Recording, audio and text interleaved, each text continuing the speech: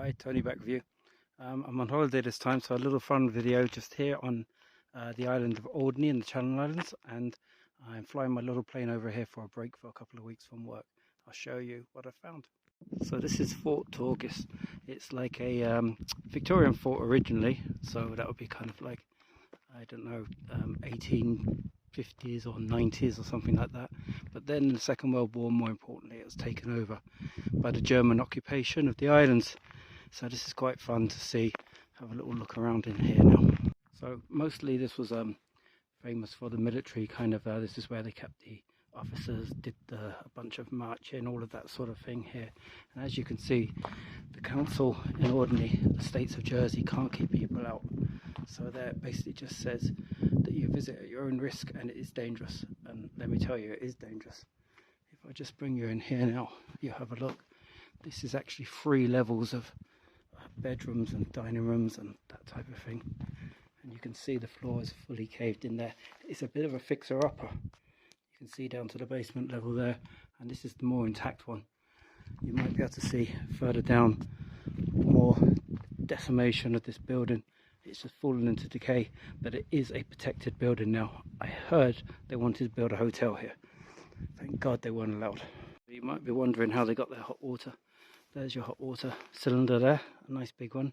There must have been a big huge oil burner somewhere in one of these buildings. Plenty of room for it.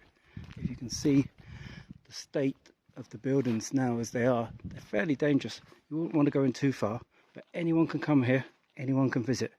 Not so easy to get onto the island of Alderney though. Just a quick peep in here.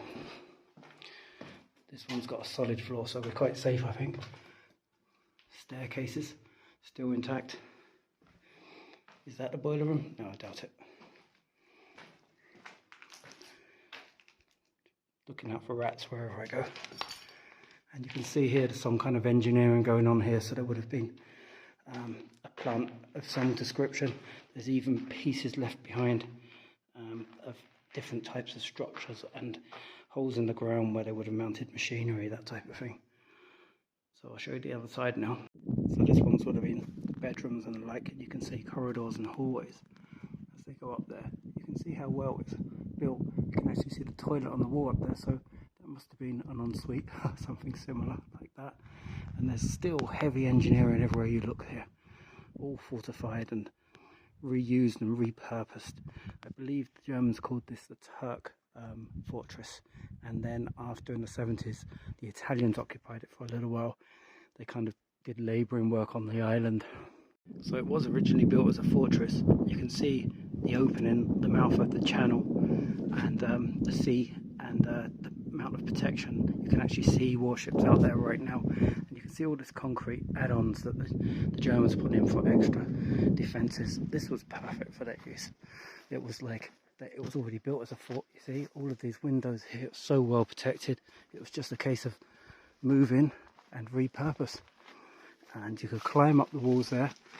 There's a ladder up there, but there was climbing kind of apparatus at the time, and you could keep a lookout, see what's coming over the sea from England. And there were spotlights, there's train tracks, there's all sorts of things here.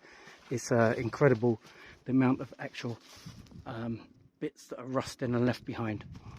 Now this is still part of the same complex here, as you can see, looking out to sea. Look at all of this wasteland here in the hills. This is used as practice and gun ranges. I should imagine there's probably a few prison of wars here as well. You'd never know, for labour at least anyway. And you can still see this.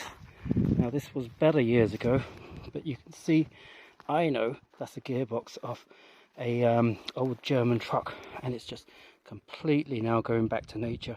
You can see the aluminium's nearly gone, but that did have the swastikas and all sorts of things on there, so you can really come here and experience this and see it. All you have to do is take a trip out to the beautiful island of Alderney. Thank you very much.